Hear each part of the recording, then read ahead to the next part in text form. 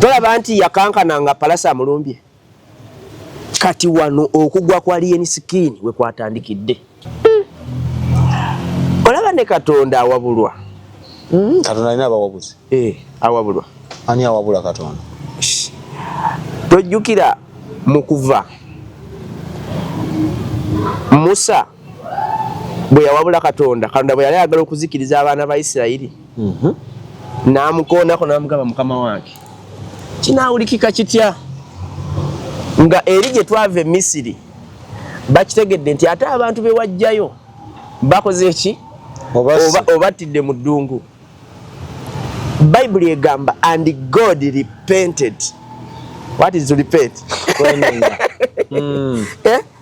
Katonda the creator of the universe. Nyini byonna. Okusinziira ku bye batugamba. Yenenya. Gwani. Gwe Mulwana Patrick. Atasobola na kutonda munyeera. Yazaala ki? Abaana. N'ensolo zizaala. Batonze. Ne bwe yenenya Mukama tawulira. Waliwo abantu Bible eboogerako nga bwe wenenya Katonda tawulira. Mu nnambika za Katonda. Yatugamba nti tusalanga musango. Era n'atugamba okwenenya. Alina abantu batasobola kulira. Yes. Kati mpozi ng'ate agudde wansi w'omuntu awulira Katonda ne amwenenyeza. Kati tolaba yayimba ati siti ya danger. Toyina jitya ng'eva wa palaso naye bw'eba eva wa Katonda. Waliwo nawo okujja ate nga bakimye bali mu kkanisa. Musumba asanyuka nnyo. Kale kankubuulire kuba ono omwana naye ali ku mission ye. Alien skin. Kati ngaffe bwe tugenda n'ogamba nti tugenze okubuulirako enjiri mu masabo g'eri egindi. Okuvuba emyoyo. Naye avuba emyoyo. Era ne Sitaani naye amutuma emyoyo. Muvubi. Naye ali kubuweereza. Abaweereza muno tulina abaweereza ba Katonda n'abaweereza ba Sitaani mu nsi muno. Ffenna tuli ku mission twagala ki? Kuwangula meme. Emmeme etunda. Era ndi walana. Kubo. Eggwanga ekkulu. Nga mbanenya n'ekiruyi. Kale balimanya. Nga nze Mukama. Bwe ndibateekako eggwanga lyange. Kati tosobola kumwokinga Katonda n'ogenda nga talina kyakkoze. Export TV to the world. Mbanirizaako mwenna abalabi baffe Export tuli ku YouTube, TikTok, Instagram, Twitter yonna tunoonyeeko. Olunaku olwaleero mbadde njagala ofuneko ne wowandiika ku bintu ebigenda okubuulirwa oba okwogerwa olunaku olwaleero. Kuba waliwo story eya Sparkins oluvannyuma lwa show y'omukulu amanyikiddwa nga Mulwana Patrick. Era omu yaŋŋambye nti Patrick kye yakoze yasombye ekikolimo ku baana be abazzukulu ababerebere nakabirye nakasatu ne nakanwe. Solution kulokoka bw'atalirokoka kiwedde. Omulala n'aŋŋamba oyo yamazeemu nnyo omutima nakati nnoonya wentandika kusiiba nti Uganda egenda kufuuka nga Brazil. Yavvoola Katonda n'agikuba. Naffe saawa yonna olw'omwana okukuma omuti n'anywesa Yesu akayaga ku musaalaba. So nefuna musumba wange ono ajampe version n'endala ku kikolwa kino. So gwe kalira tuula nga tonneeraliikirira nganze bino waabiwulidde. Bagiyita Cambridge Junior School, somero liri Matugga Kito. Batwalira omwana ng'oyagala omwana bamusomese ave ku ssomero ng'alina omulamwa. Omwana ng'asobola okuyimba, omwana asobola okukuba ebivuga, asobola okukola bakery, omwana asobola okuwuga. Bamugattako. Ate omwana bw'omutuusa ku ssomero nkyogera buli kanaku. Omwana tomutwala ku ssomero ng'ano oba mu bufumbo. Nti olina kufuna ne bino ebiveera bibayita mukyala anoba. Simanyi Kampala alemye. So omwana omutwala yekka school fees nangoye esooka ku mubiri.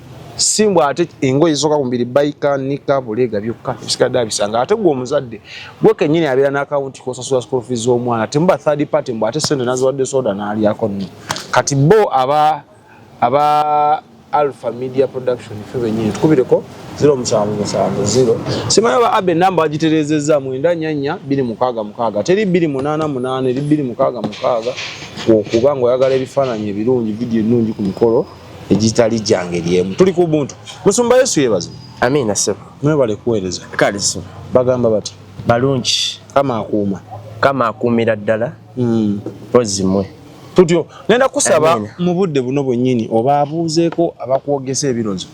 Omulabi waffe wa Expo TV yes yebazibwe sanyuse okumanya nti ate gye muli kuba sijja gamba nti sanyuse okubawulirako tobawuliza sibawuliza bakwegesa ebirozo so twebaza Mukama atuleese omwoyo mutumu tumwebaza atuwadde ekisaate ne tujja tubeerawo wano agulumizibwe olwawo olabika ensonga y'obuweereza eno n'eno obwa bize ne busukkamukko naye ku nsonga ezikwata ku mutima gwa Kristo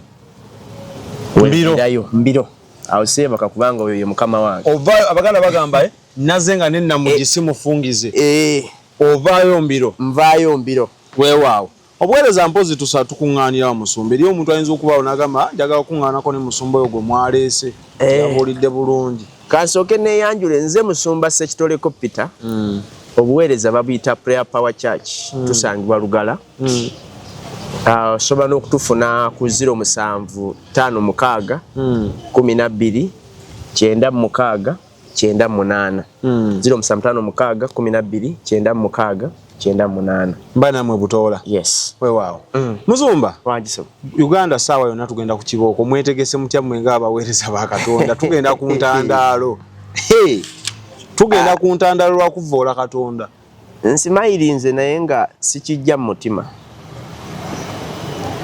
kuba alien skin mwegwe muyitaani alien skin lye yeeteekako Kimenke CEO Robert amanya g'amatuufu yani Patrick Mulwana kino kye yakoze simanyi alina ba advisor n'amateeka ge yaleeta awo nga boss is always right n'agamba you refer to number 1 n'aleeta etteeka eryokubiri nti olaba nga boss alinga akoze ensobi you refer to number 1 refer to number 1 the boss is always right boss akola nsobi olaba akoze ensobi ddayo ku tteeka number 1 olaba ne Katonda awabulwa Katonda alina abawabuzi awabulwa ani awabula Katonda tojjukira mu kuva Musa bwe yawabula Katonda bwe yali ayagala okuzikiriza abaana ba Isirayiri n'amukoonako n'amugamba Mukama wange kinaawulikika kitya nga eri gye twava e Misiri bakitegedde nti ate abantu be wajjayo bakoze eki obattidde mu ddungu Bible egamba and God repented. What is to repent? Abakala the creator of the universe. Nyini byonna. Okusinzira ku bye batugamba. Yenenya. Gwani. Gwe Mulwana Patrick. Atasobola na kutonda munyeera. Yazaala. Yazaala ki? Abaana. N'ensolo zizaala. Batonze. N'ensolo anti for us batuyita co-creators. We create under the creator. Tuyamba. Uyako tuli bayambi. Kati kino kiyakoze eyakikola ekyo okuwanikibwa ku musalaba mu byawandiikibwa wano eyakikola okuwanikibwa ku musalaba yafuna ekikolimu onfuna kitereeze nkitegeere eyakikola kubanga kyawandikibwa nti akolimiddwa oyo nfunye ku byawandiikibwa awo Bagalatiya 3 Galatians eyakola ekikolwa ekyo yakolimirwa Bagalatiya aliwa Bagalatiya 3 kanti kati kiri bwe kiti unfuna ndi Bagalatiya 3 nti Mulwana kye yakoze alien skin ignorantly and arrogant in the arrogance way mu ngeri y'amalala yereseeko ekikolimo kubanga bwe wanikibwa ku musalaba obeera wetisse ofunye oshalinze ku weight y'ekikolimo ekyakolebwa oyo eyawanikibwa ku musalaba ate ye kyatamanyi kuba yakikoze olususa malala pressure y'abantu anti mwe ebyo byamagala musumba mubeera nnyo mu bya Katonda mu concentratinga ku biblical world feno mu nsi ya art tugiyita being creative. You create something which is memorable. Anti but which is baawo. Anti Bible egamba nti oba kulya oba kunywa byonna mu bikole okuyimusa Katonda to glorify God. Buli kyokola oba oyagala kulya shobo oyagala kukola Katonda tagana showbiz. Anti kati yamusembezza abantu bategedde omusaala be yali yagwerabira oba oli awo kati yagujjukidde. Bwe yali agenda yatulagirako nti mukikolanga okunzijukira. Ate bano musoma kati atonde esogenda kunzaayo ku mikwano gyaffe banene. Bano abeetike tugenda tutambuza kkubo lya musaala. Nabati bakola nsobi. Nabo balina ekikolimu. Nabo bakola nsobi. Leka naawe. Ate bo tebeewanikako. Ebyaguweeka ne bagenda nga nemba okubateekawo embeera eraga Yesu kye yayitamu. Musooka osoma akanyiri ako owulire. Bagalatiya 3 kutandikirawo.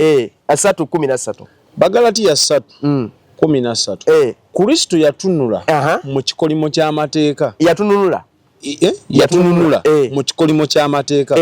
Bwe yafuuka ekikolimo ku lwaffe. Kubanga kyawandiikibwa nti akolimiddwa buli awanikiddwa. Akolimiddwa oyo mulwana buli awanikibwa. Ne Yesu kennyini gwe tuyita nti mununuzi yafuna ekikolimo. Yes, yetika ekyaffe kubanga yeffe abali ekikolimo.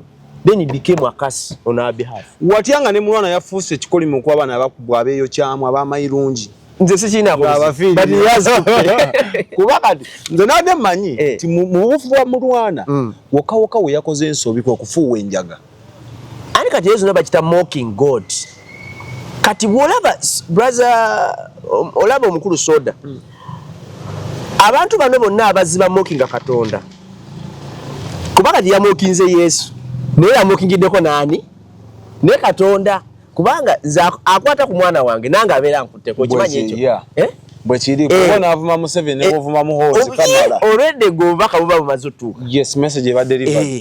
Kati ne kino kiyakoze okumokinga Jesus. Yamokingidde mwani kitaawe. Kati bwe nkulaga akanyiriri Ezekiel 23 nga sina kwongera ka kikoli mu kalala. Ezekiel 23 somayo. Bible enso 25 sorry 17.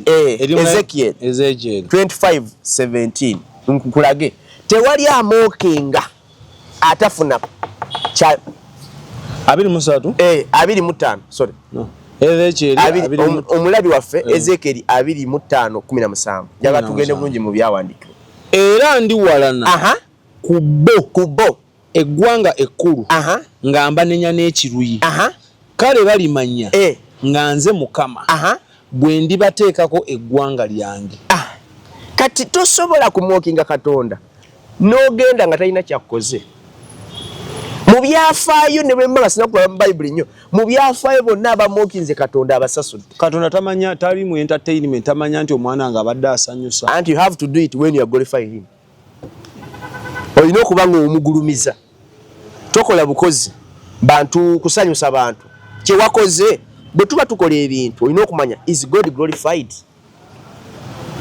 Kubanga kati kankubuuze ani alinyisa abantu ani awa abantu okusukuluma abalala. Bangamba ano bustani yagabe tutumu. Stan. Bakingamba era ne boskolinga video maye buli bemungamba ano mbiteeka mu mutwe. Ani agabe omukka gwe bassa. Katonda. Kati lwaki ye tomuwadde gundi kitiibwa. Kubanga mulwana nga bamuggyeko omukka ogwo agulinako control ogwo omukka. Tolaba nti yakankana nga palasa amulumbye. Kati wano okugwa kwa alien skin we kwatandikidde. Alien skin bamukanka. Ate tasobola kwenenya oyo. Ne bwe yenenya Mukama tawulira. Waliwo abantu Bible eboogerako nga bwe wenenya Katonda tawulira. Mu nnambika za Katonda. Yatugamba nti tusalanga musango. Era n'atugamba okwenenya. Alina abantu batasobola kulira. Yes. Kati mpozi nga ate agudde wansi w'omuntu awulira Katonda ne amwenenyeza. Kati ngaffe abakyali mu maaso ga Mukama nga Mukama awulira. Sekwegulumiza okwo. Ate kwegulumisa. Byawandikibwa leka nkulage. Ate naffe bwe tuba tugendayo era kati ku bantu ng'abo twegayirira nnyo Yeremiya. Kansonga kulage omanyi sezze kuleeta mboozi. Gwe kyenkwagalako Bulojja anompa ebyawo. Yeremiya era singa abalabi b'Expo begenda bali observant nnyo. Njagala okusiima Peter Null. Yapeeza message nangamba nti among the people that come on our Expo TV, you are the best. Naye ekitiibwa kiddire mu. Ate ne bano abalabi lwa butaagala kusengejja. Singa balaba story za Musumba Peter zibaamu nnyo ekintu kyakkiririzaamu Bible. Yes. Nze nzikiriza mu Bible. Era zo alambika nnyo okusinziira mu bulambika bw'enjikiriza n'enzikiriza. Yes. Onsindiseewa? Yeremiya 7. Yeremiya 7. Yeremiya. Omulabi waffe tuli mu Yeremiya 7. 7:16. Yeremiya natuseyo dda 7:16. Nsomera tubulire tugenda koma ku 19. Kale tosabiranga bantu bano. Kulwaki? So tobayimusanga kukaaba newankubadde okusaba. So tonneegayiriranga okuwolereza kubanga siikiwulire. Kubanga sikole ki? Siikiwulire. 17. Tolabye bye baakola mu bibuga by'e Yuda ne mu nguudo z'e Yerusaalemu. 18.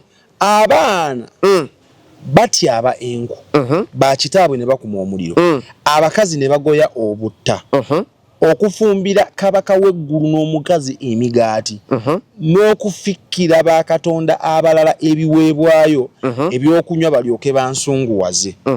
19.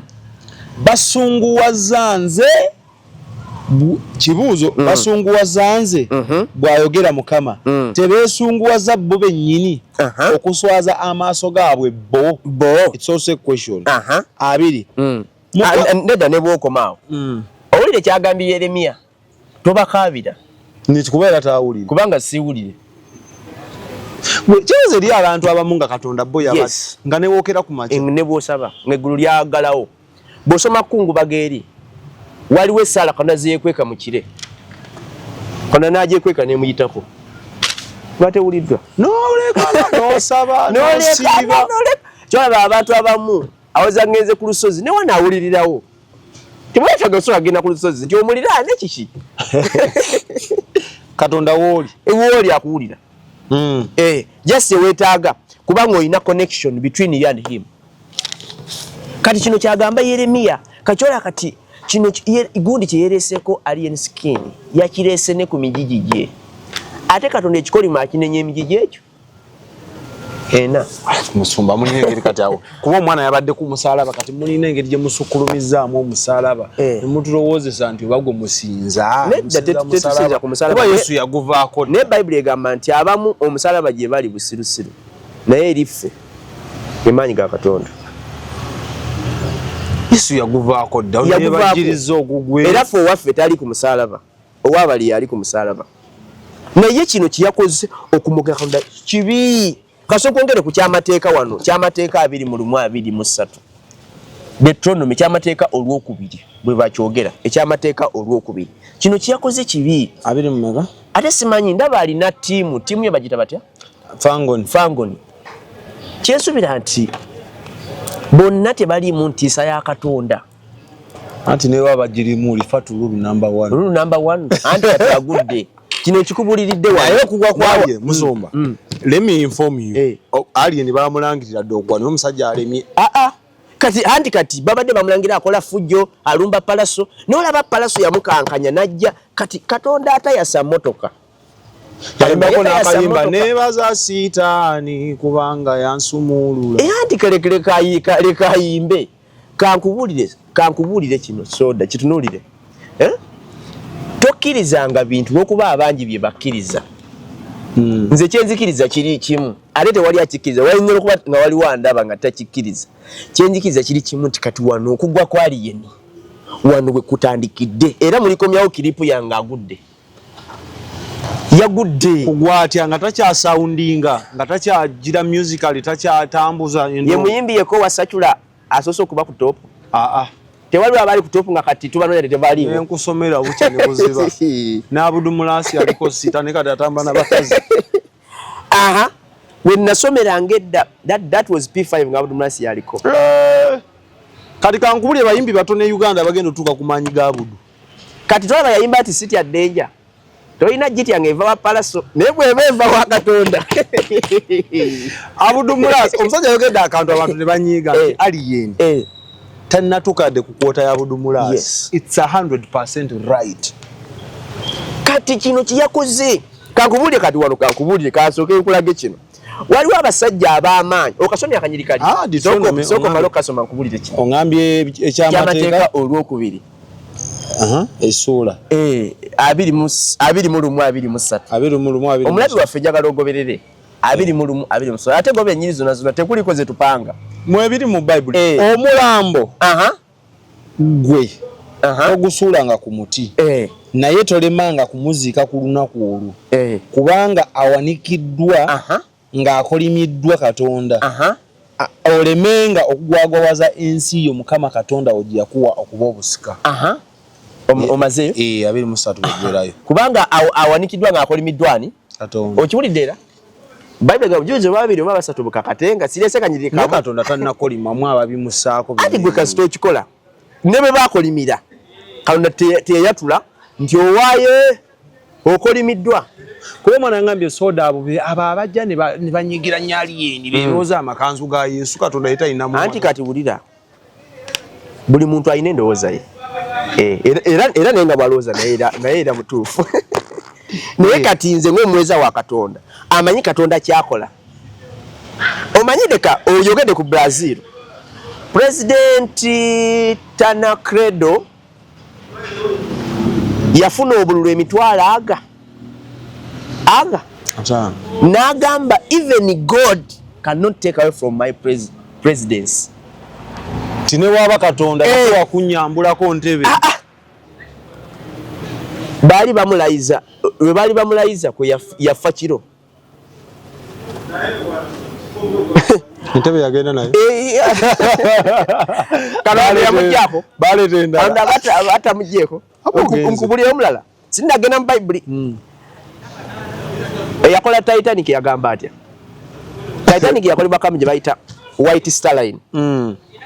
Titanic yali eva mu Southampton. Lyato bwaguuga. Nannyini lyobo yalikola yagamba.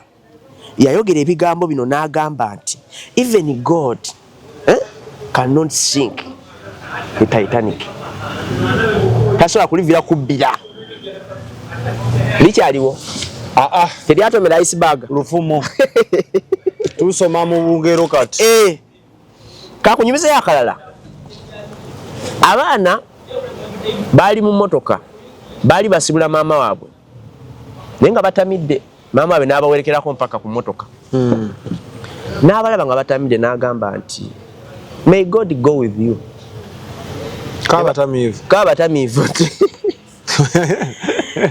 Maama we yagamba may God go with you and protect you. Kuba balaba bakoze eki?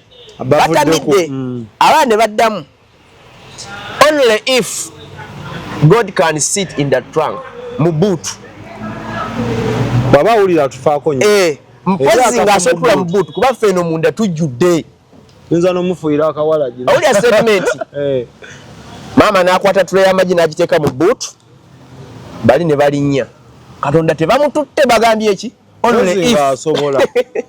Awulira amalala. They are mocking. Tasobola talina kyasobola yagenda ogivuga. Era ne basiga tingobola kati aliensini kati bino tubyogera naye kati agamba kati bemba mwogera nnyo abantu kati balega bemba mwogera nnyo kati yabadde ki era wali oli yagamba nti mba muli banyivu nnyo alien okuira akayaga mukolega palaso genda kufango ni nozoli kati bwe kati kali chichi omanyi Katonda yagamba nti abononya abawaya akadde okwenenya yana agamba eri mu mubulizi Katonda alwawo sala emisango abantu ne balowooza nti tafaayo naye ng'afaayo kati bano abaana bagambye nti only if you can sit in the what?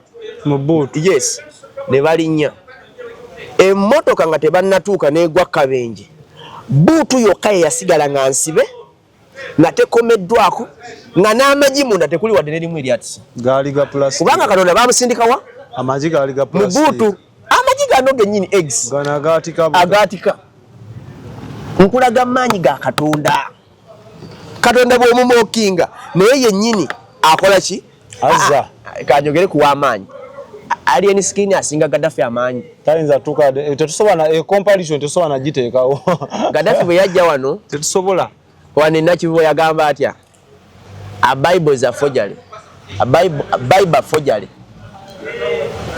Gaddafi afadde simu 210 n'okumwera tugenda tubyerabira 211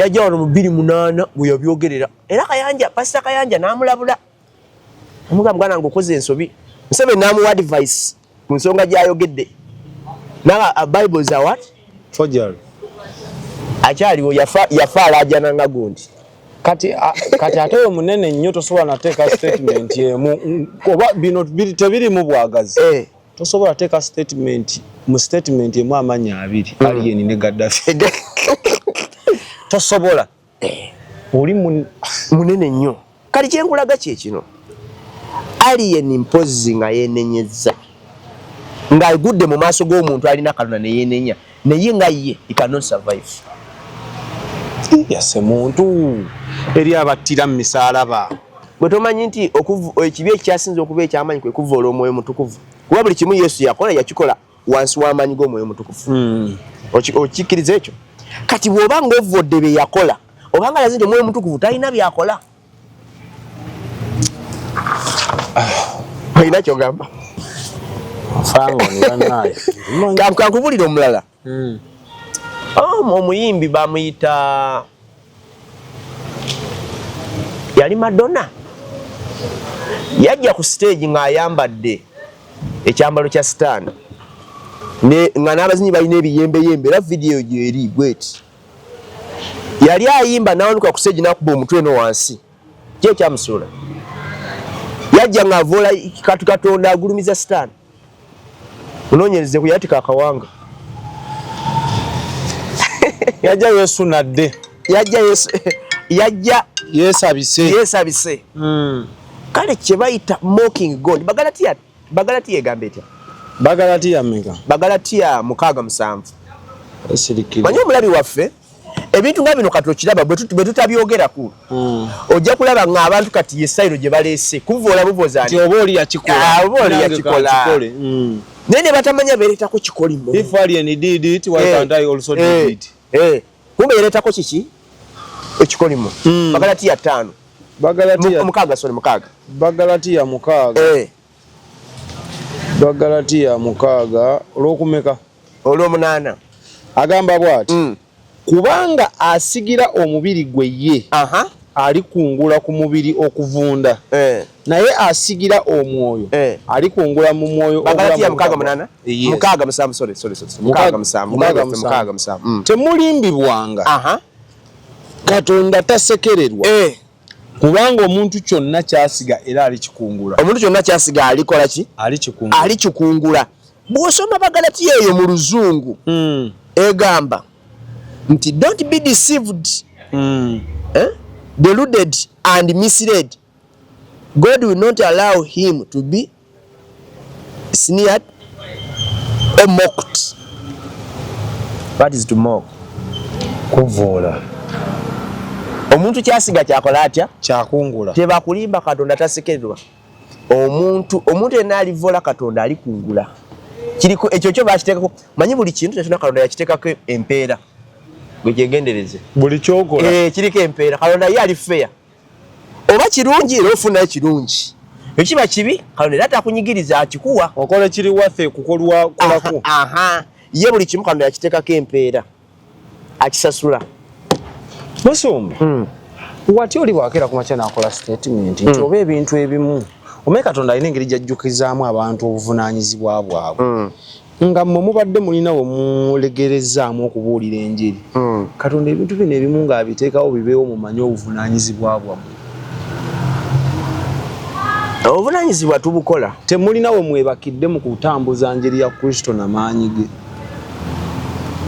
mu ngeri omu oba endala tulina percentage wetukoze kyetukoze lwakuba ate ne sitaani bakozesa nabo balina kye bakola kuba kati bw'otunyanga kino alien alina amaanyi agamusindika okikola ki okikola ekyamuviddeko kikola kajukira obwakabaka mu nsi buli mbumeka bubiri waliwo obwakabaka bwa sitaani waliwo obwakabaka bwa Katonda buliwo obusinga obunene bwa Katonda niyo kusinzira ku byempulira wano nenda tandika nonyiiga ate ki kubanga buli kimu nti sitaani kyo kya sitaani kityati bw'otunulira nga bw'opimaamu okusinzira ku bantu banyemetero kunyumya nabo sitaani ng'alina omugabo munene ku nsi eno okusinga Katonda yagitonda. Ani yatonda ensi? Nti Katonda yagitonda sitaani n'agyeddiza. Era waliwo mukwano omuggo guba gwani nga sinagenda mu byawandiikibwa gwannatema gwannalo manje tebamanyi bano bonna nti Katonda agenda kukwata ensi agizingeko ne sitaani bonna abasole mu nnyanja yakanoomuliro tebakisomangako babisoma nze amaanyi gaali ganzigwa musumba nga buli kirungi kyentulako kyebagambe kya sitaani ninga Katonda yalinaki ng'ate mutugamba ensi n'okujjula kwayo kwa Katonda era omuntu bw'alokoka ebirungi byonna ebiri mu nsi biba byani naye buli kyentunulako baga kya sitaani amaanyi gaali ganzigwa kati abantu anti era Katonda abo nabo aboogerako n'agamba nti tunabamanyira ku bikolwa byaki byabwe abantu abamu kifo ky'okuwa Katonda ekitiibwa ate bagulumiza nnyo nnyani sitaani naye ng'ate sitaani talina buyinza Katonda waali olina mbalira nti we have 7 heavens amagulu 7 ti Katonda alinako 3 sitaani 4 kitegeeza sitaani abakiriwa akijjawa kuba Bible eraga 3 heavens waliwo ne gwe nawulira yagaa nti Katonda alina eriiso limu alina amaaso amene ekyo kigenda mu nnyo si kyekyandeese naye ompitanga so alien alien kino kyeyakoze okumwoka Katonda yakoze ensobi ate n'abalabi baffe weewalanga nnyo okubanga mu nsi tewali akunenya akuwabula eyo nsobi oli anirule nga buli akuwabula oyagala mukuba oyagala muvuma kuba singa vidiyo eno entuuka ku alien skin n'agiwulira yandibadde akeera mu church tewalaba palaso bwe yagira wali ku alien skin n'addukako ewa bishop ki twali tumanyi n'okulokoka alokosi yaddukako mu kanisa nali manyi alokosi namba paaya abadde ki ati kati buli bwoba ng'okyagala ebirungi by'ensi okulokoka oba olina kyokooye nakumanya nti njagala eggulu kubanga eggulu gyeriri eggulu abantu kyebeerabira abali wano nti ffenna tulina okugenda mu ggulu eggulu zawa final place kati ate Katonda yategeka ebifo bibiri mpozi nga gw'oli sure nti ogenda mu kirala waliwo ennyanja eyakanoomuliro waliwo eggulu wawoolaga wamanyi gy'olaga kubanga ennyanja eyakanoomuliro si yegeyeena what is heaven heaven ye eggulu hero kyeki geyeena ne geyeena egenda kusulira mu nnyanja yakanoomuliro azingako buzinzi buli kimu kati waliwo kye bayita reception for the sinner kati eyo reception y'abasina naye bagendayo okugizingako kubanga bagamba ekyawandiikibwa kigamba neeyagwa mu nnyanja eri musesema ku bikkulirwa 21 alivaayo awe asalibwa omusango buli muntu agenda kusalibwa omusango ng'ebikolwa bye bwe byali wabba wayenda watta teweenenya wali enguzi wakola ki wavoola abula okuvoola geyeena okuvoola kati ekyo ate abantu tebakimanyi kyokka nekinneewuunyisa abantu abo nga tebaagala bavoola okola ekirala n'otavoola linya kati kyembadde nzijaawo nnyini naye kyokola olina engeri gyokyokoza mbadde nzijaawo wennyini singa nze navuddeyo oba omuntu yenna omulala navoola alien skin kati nze waliwo vidiyo waabwe nateranga okukola bandabula ne bagamba soda ojjonkera ovoola otujjonkera naye gaali tukukyalireko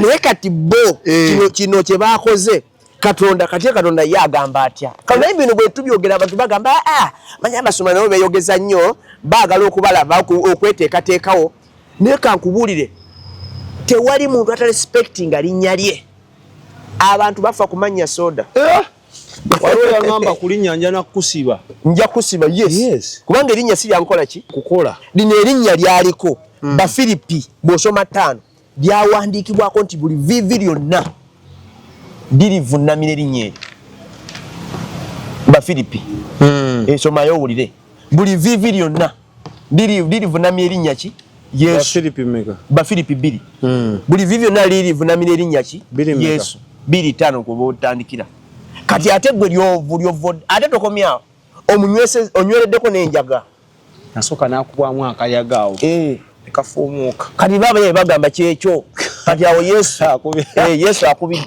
ebyo muliko byonna kati nabo bennyini abo abamuwa amagezi they are also guilty by association okye bayita mu mateeka kye bayita to be guilty by association just okutabagana n'akoze ekintu ekibi nsomera tuwulire Bafilipi 2:5 mwe mube mmwe mubeerengamu okulowooza kuli era okwali mu Kristo Yesu olw'omukaaga oyo bwe yasooka okubeera mu kifaananyi kya Katonda teyalowooza kintu ekyegombebwa okwenkanankana ne Katonda olw'omusanvu naye yejjako ekitiibwa bwe yatwala engeri y'omuddu n'abeera mu kifaananyi ky'abantu olw'omunaana era bwe yalabikira mu mutindo ogw'obuntu ne yeetowaza nga muwulize okutuusa okufa era okufa okw'okumusaalaba olw'omwenda era Katonda kyeyava amugulumiza ennyo n'amuwa erinnya liri erisinga amannya gonna kati gwe lyoliko lyovuma yes egaali ekukyalira fango esibirawo tukane Yesu naye n'eggaali ye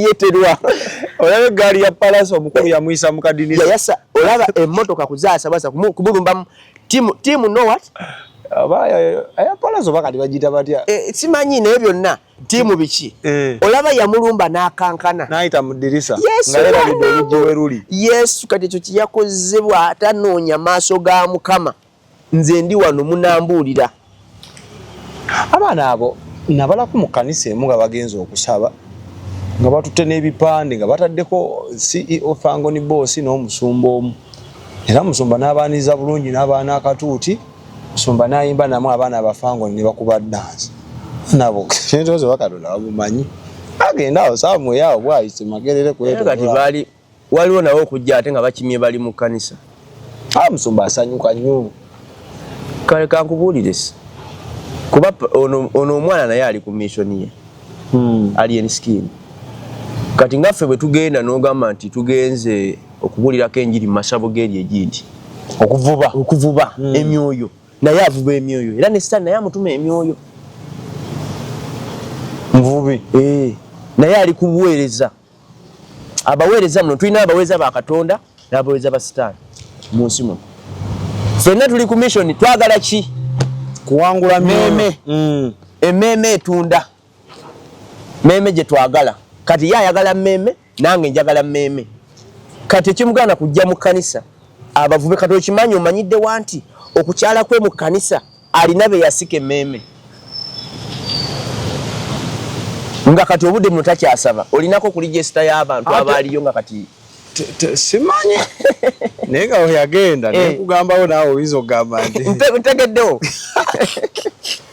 ntegeddewo naye kati amalala gakulembera kiki kigwo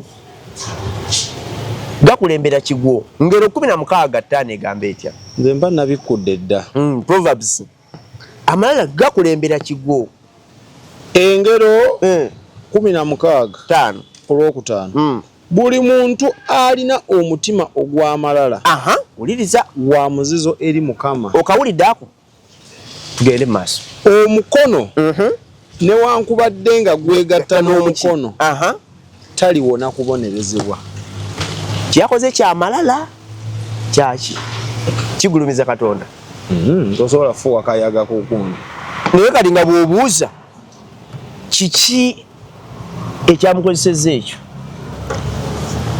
oli yaŋŋambye mbu ekyamukozeseza ekyo kyekino kati kyetuliko tumwogerako yasigala atrendinga bingi byakoze nga netwogera ebya palaso bandabako wano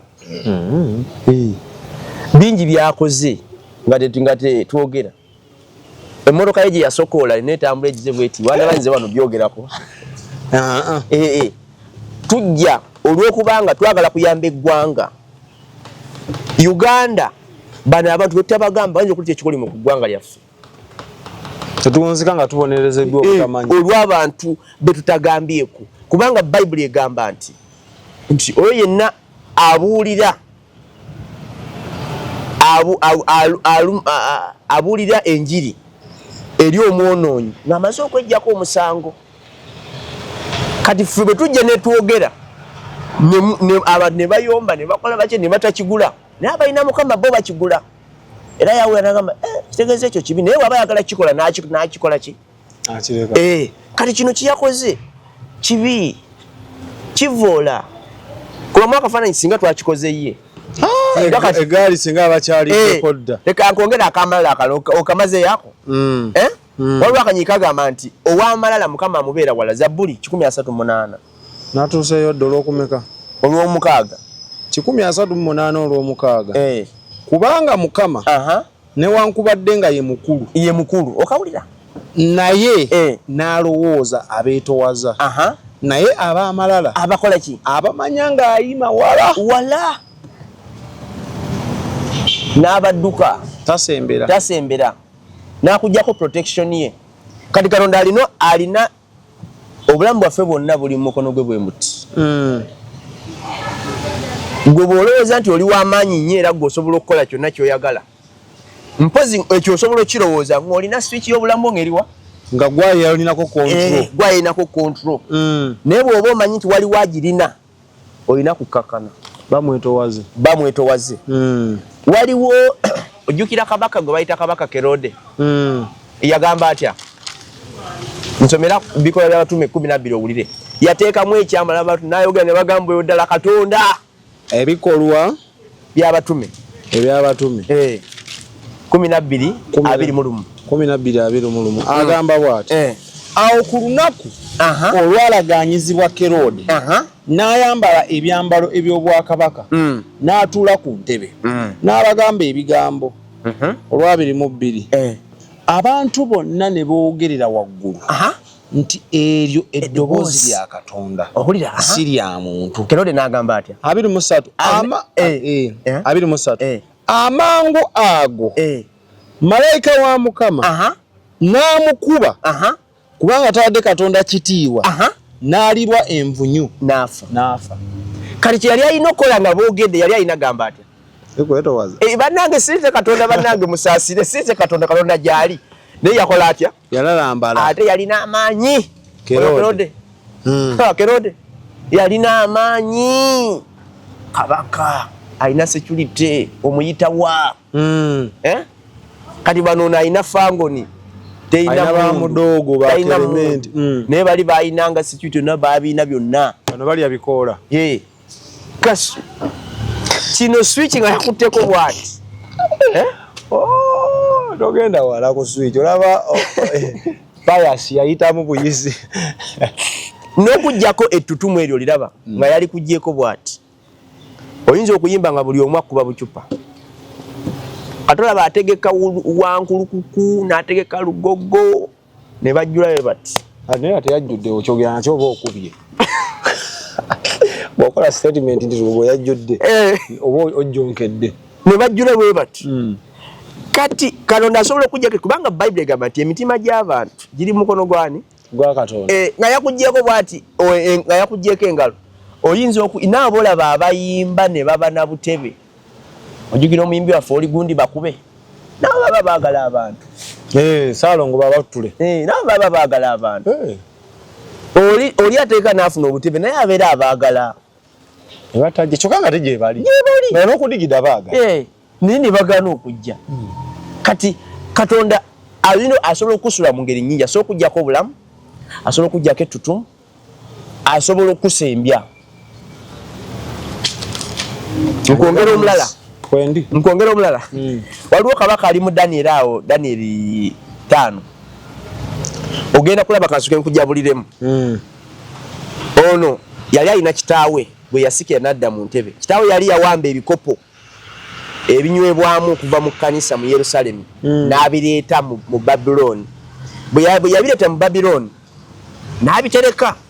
Kati omwana bwe yaddira kitaawe mu ntebe ye baali bajaganya lunaku lumu n'abijjayo n'abinyweramu omwenge ne bamalaaya be.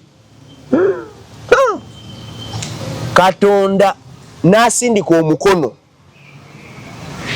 ne gujja ne guyita mu security yonna ne guwandika ku kisenge ebigambo byogenda okulaba. Soma Daniel 5 okutandikirawo. Berusazza kabaka yafumbira embaga ennene abaami be 1,000 n'anywera omwenge mu maaso gaabo 1,000. Olwokubiri Berusazza bwe yali ng'alega ku mwenge n'alagira okuleeta ebintu ebya zaabu n'ebya ffeeza Nabukadduneeza kitaawe bye yajja mu yeekaalu eyali mu Yerusaalemi. Kabaka n'abaami be abakyala be n'abazaana be babinywese. Tugenda ku Lwokusatu. Olwokusatu awo ne baleeta ebintu ebya ffeeza ebyaggyibwa mu yeekaalu ey'ennyumba ya Mukama eyali mu Yerusaalemi. Ne kabaka n'abaami be n'abakyala be n'abazaana be ne babinywesa. Olwokuna ne banywa omwenge ne batendereza bakatonda abazaabu. Owulira okuvoola banywera mu byani? Mu byakatonda. Batendereza ani? Bakatonda abazaabu n'abafeeza ab'ebikomo eby'ebyuma ab'emiti n'ab'amayinja. Owulira?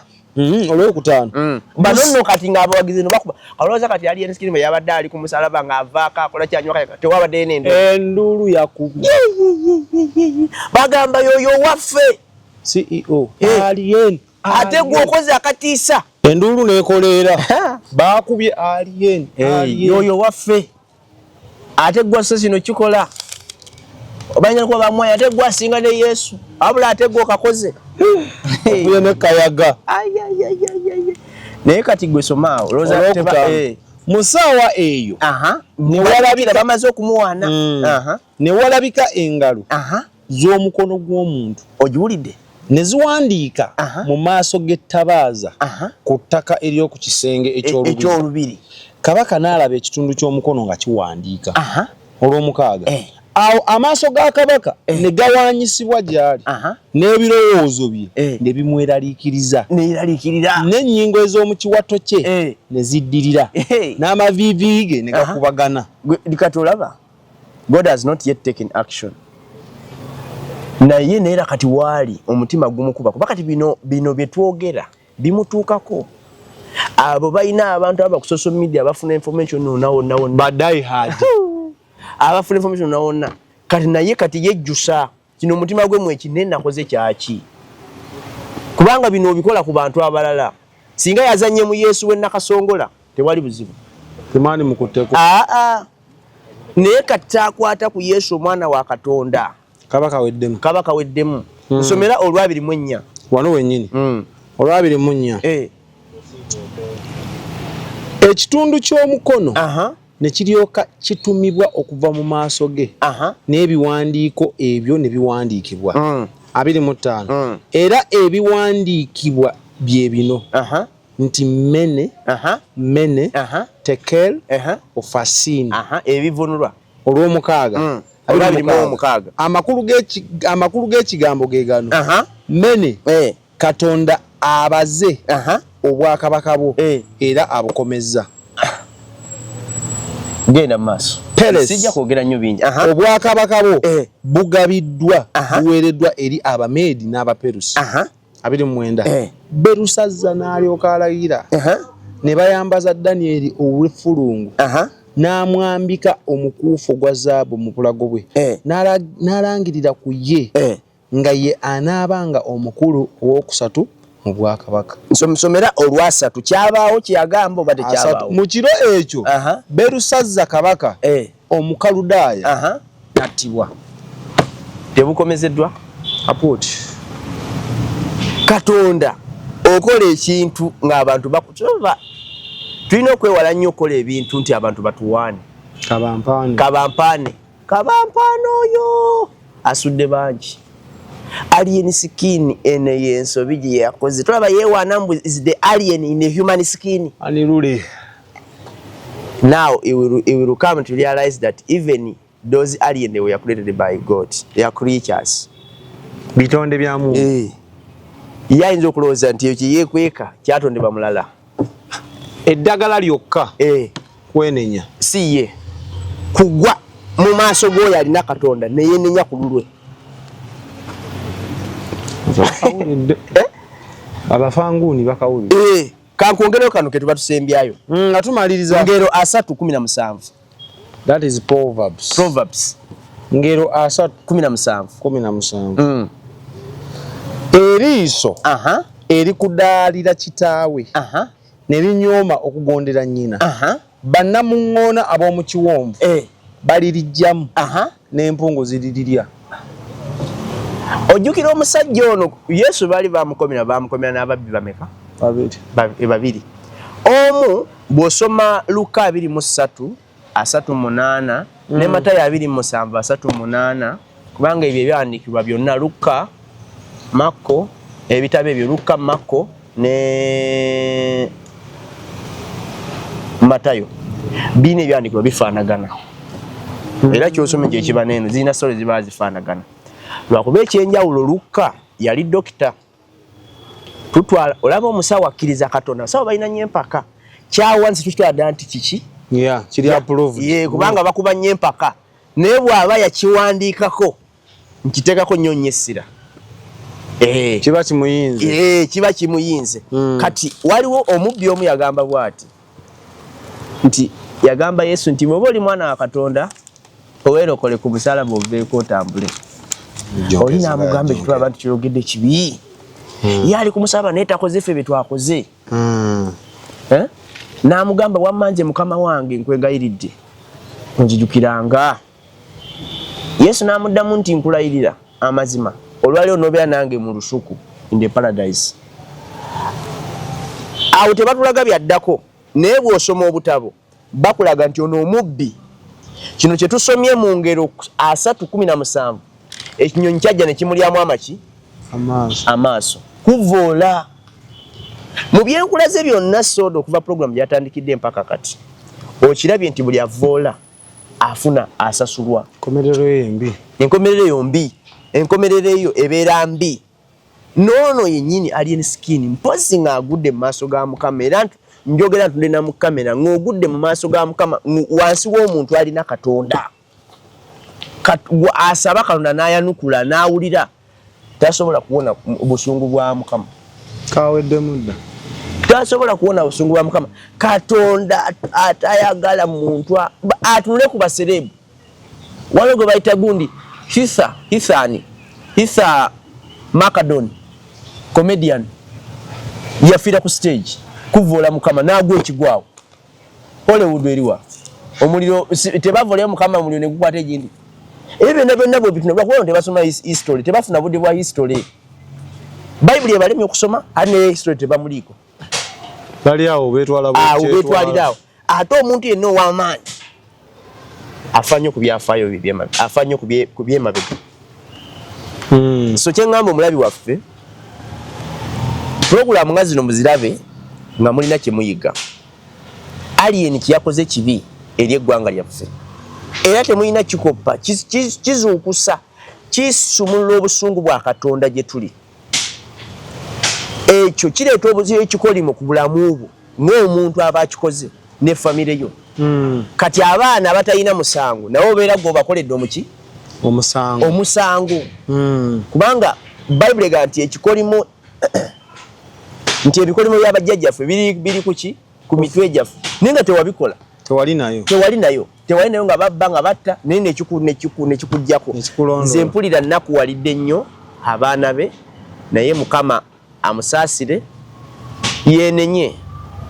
Si asoose okuba ow'amaanyi yeenenye agulumize Katonda kubanga yakumira abantu mu bire gye baba. Basiibula sikuzaako ngalo.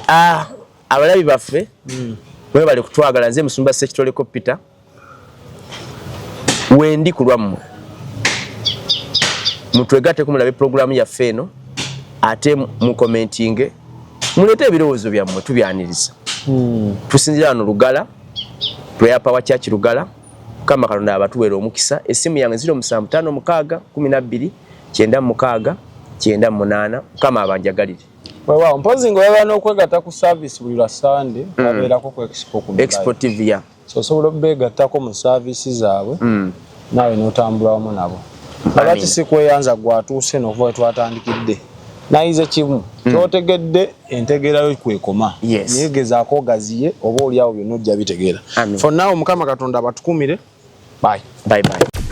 Expo TV to the world.